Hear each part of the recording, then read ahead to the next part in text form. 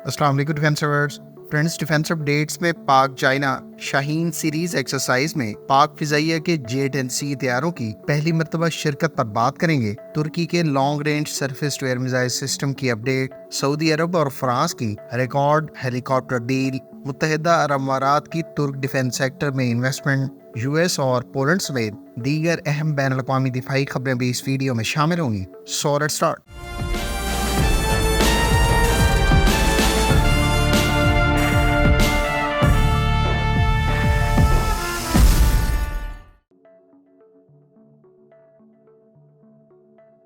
Friends, Saudi अरब और France के दरमियान मिडल ईस्ट की हिस्ट्री की सबसे बड़ी हेलीकॉप्टर डील साइन हुई है। सऊदी क्राउन प्रिंस के हालिया दौरे फ्रांस के दौरान तय पाने वाली इस डील की मालियत 6.67 अरब डॉलर बताई गई है। इस डील के तहत फ्रेंच कंपनी एयरबस और सऊदी स्कूपा के दरमियान बाहम मिलिट्री और सिविलियन हेलीकॉप्टर्स की सऊदी अरब में मैन्युफैक्चरिंग का एग्रीमेंट तय पाया है। सऊदी हुकाम का कहना है कि इस डील के तहत सऊदी अरब में 8,500 एम्प्लॉयमेंट अपॉर्चुनिटीज पैदा होंगी, जबकि इस डील को सऊदी अरब समेत मिडल ईस्ट की सबसे बड़ी डील करार दिया जा रहा है। सऊदी अरब और फ्रांस की एयरबस के दरमियान मजीद पैसेंजर एयरक्राफ्ट से मुतालिक भी डील तय पाई है, जिसकी मालियत भी अरबों डॉलर बताई जाती है। सऊदी अरब और एयरबस के दरमियान तय पाने वाली इस डील के तहत सऊदी अरेबिया फ्रेंच एयरबस से 30 A320 नियो एयरक्राफ्ट हासिल करेगी। इन 30 एयरक्राफ्ट की एक्विजिशन के बाद फ्यूचर में मजीद 120 एयरक्राफ्ट भी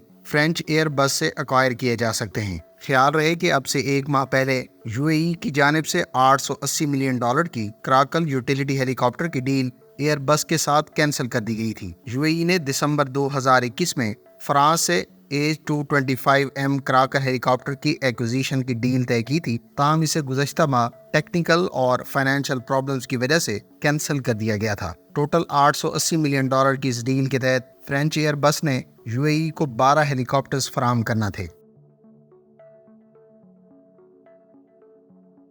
तुर्की के under development Siper long range surface to air missile system के बारे में तुर्क मीडिया सोर्सेज का कहना है कि इसका ब्लॉक 2 इस वक्त डेवलपमेंट के प्रोसेस से गुजर रहा है। साइपर का ब्लॉक 2 150 किलोमीटर की रेंज और 30 किलोमीटर के ऑल्टीट्यूड पर एरियल थ्रेट्स जैसा कि aircraft, cruise missile, air to surface missiles और ड्रोन्स को इंटरसेप्ट कर सकेगा। इस सिस्टम का ब्लॉक 0 50 से 70 किलोमीटर की रेंज रखता है और ये इस साल तुर्क मुसल्लह अफवाज के हवाले किया गया है। साइपर के ब्लॉक 1 की रेंज 100 किलोमीटर होगी और ये इस साल के आखिर तक तुर्क मुसल्लह अफवाज के हवाले कर दिया जाएगा। ब्लॉक 2 के बारे में तुर्क मीडिया सोर्सेज का कहना है कि ये surface to air missile system 100 targets को एक वक्त में ट्रैक करने और टॉप प्रायोरिटी के 10 टारगेट्स को एक वक्त में इंटरसेप्ट कर सकेगा। इस सिस्टम की एक battery, fire control centre, fire control radar और मिसाइल लॉन्च सिस्टम के अलावा मिसाइल ट्रांसपोर्ट लोडिंग सिस्टम और कम्युनिकेशन सिस्टम्स के साथ साथ स्पोर्ट इक्विपमेंट पर मुश्तमिल होगी।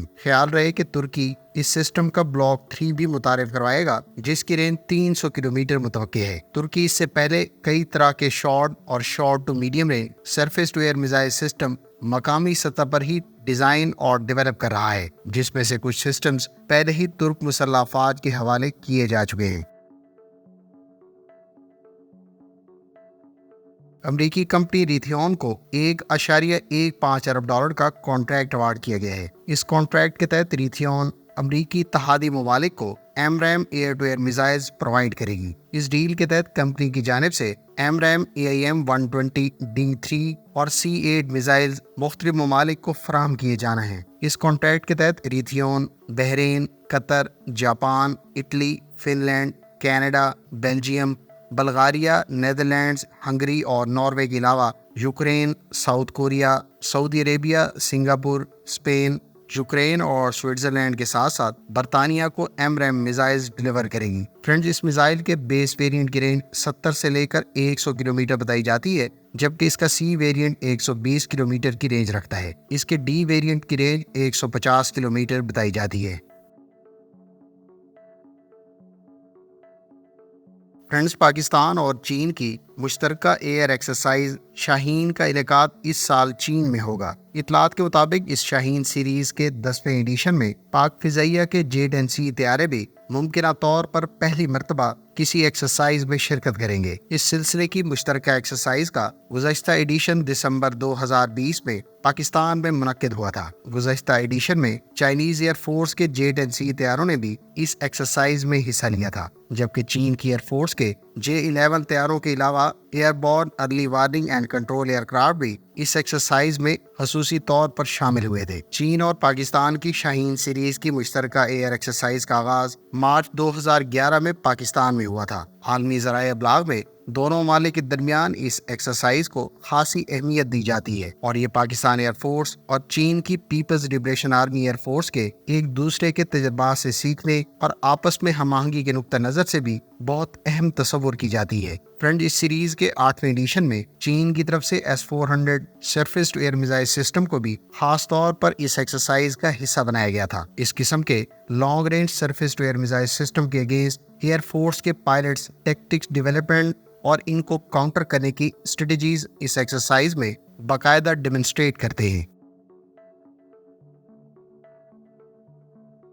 متحدہ عرب امارات کے ایک وفد نے ترکی کا دورہ کیا ہے۔ دورے کے دوران دونوں ممالک کے درمیان انویسٹمنٹ اپرچونیٹیز اور ڈیفنس کوآپریشن پر خصوصی طور پر وفود کی سطح پر بات چیت ہوئی ہے۔ اس 2 روزہ وزٹ کے دوران نہ صرف ڈیفنس کوآپریشن بلکہ میٹرو اور ہائی سپیڈ ٹرین پروجیکٹس کے ساتھ ساتھ رینیویبل انرجی سے متعلق بھی پروجیکٹس میں انویسٹمنٹ سے متعلق اتفاق کیا گیا ہے۔ متحدہ عرب امارات ترکی میں پہلے بیان کیے گئے شعبوں میں 25 سے 30 ارب ڈالر انویسٹمنٹ کرنے کا منصوبہ رکھتا ہے، جس میں سے خطیر رقم دفاع کے شعبے میں انویسٹ کی جائے گی۔ ادھر ترکی متحدہ عرب امارات کو کی جانے والی ایکسپورٹس کی مالیت 5 سے بڑھا کر 10 ارب ڈالر کرنے کا منصوبہ رکھتا ہے۔ ساؤتھ کوریا کی ڈیفنس ایکوزیشن پروگرام ایجنسی نے 1.8 ارب ڈالر کی اپ گریڈ منصوبے کی منظوری دے دی ہے۔ اس 1 ارب ڈالر سے زائد مالیت کے پروگرام کے تحت ساؤتھ کوریا کی آرمی کے زیر استعمال K9 تھنڈر سیلف پروپیلڈ ہارٹزرز کو اپ گریڈ کیا جائے گا۔ اس اپ گریڈ پروگرام کا آغاز اس سال ہوگا اور یہ پروگرام اگلے 4 سال تک جاری رہے گا۔ K9 تھنڈر سیلف پروپیلڈ ہارٹزرز 155 ملی میٹر کی مین گن اور 12.7 ملی میٹر کی مشین گن سے لیس ہے۔ اس پر جرمن ساختہ 1000 ہارس پاور کا انجن استعمال کیا جاتا ہے، جبکہ اس ہارٹزر کو بڑی تعداد میں پولینڈ کی طرف سے بھی ایکوائر کیا گیا ہے۔ اس سے پہلے کورین ساختہ K9 تھنڈر سیلف پروپیلڈ ہارٹزر کو ساؤتھ کوریا اور انڈیا کی سروس میں بھی استعمال کیا جا رہا ہے۔ US نیوی نے آرلے برگ کلاس ڈسٹرائر کی 17ویں شپ اپنے فلیٹ میں باقاعدہ کمیشن کر دی ہے۔ Arleigh Burke class destroyer standard missile, vertical launch anti submarine rockets, Tomahawk cruise missile اور MK-46 ٹارپیڈوز کے علاوہ کلوز ان ویپن سسٹمز اور ایوالڈ سی اسپیرو میزائل سے لیس ہے۔ اس شپ کی ٹاپ سپیڈ 30 ناٹس اور یہ ٹوٹل 276 پرسنل کو اکاموڈیٹ کر سکتی ہے۔ آرلے برگ کلاس کی ڈسٹرائر کی پہلی شپ 1991 میں US نیوی میں باقاعدہ کمیشن کی گئی تھی۔ حالیہ شپ کے ساتھ اب تک اس سیریز کی 70 شپس US نیوی میں کمیشن کی جا چکی ہیں۔ پولش ایئر فورس کے پائلٹس کا پہلا بیچ کورین ساختہ FA-50 trainer plus light attack aircraft سے متعلق اپنی تربیت مکمل کر چکا ہے۔ پولینڈ کو ابتدائی ایئر کرافٹ کی ڈیلیوریز کا آغاز اس سال اگست میں شروع کر دیا جائے گا۔ ابتدائی طور پر 2 ایئر کرافٹ پولینڈ کو ڈیلیور کیے جانا ہے، بعد میں ان طیاروں کے امپروو اور بیٹر آرم ورژن کی ڈیلیوریز 2025 میں شروع ہوں گی۔ دونوں ممالک کے درمیان ان طیاروں سے متعلق ڈیل گزشتہ برس سپتمبر میں طے پائی تھی، اور پولینڈ ٹوٹل 50 FA-50 طیارے کوریا سے ایکوائر کر رہا ہے، جس میں سے زیادہ تر aircraft transfer of technology کے تحت پولینڈ میں مقامی سطح پر تیار کیے جانے ہیں۔ فرینڈ، یہ تھی آج کی ڈیفنس اپڈیٹس۔ امید ہے اس ویڈیو سے آپ کی معلومات میں اضافہ ہوگا۔ ملتے ہیں نیکسٹ ویڈیو کے ساتھ، اپنی دعاؤں میں یاد رکھیے گا۔ اللہ حافظ۔ پاکستان زندہ باد۔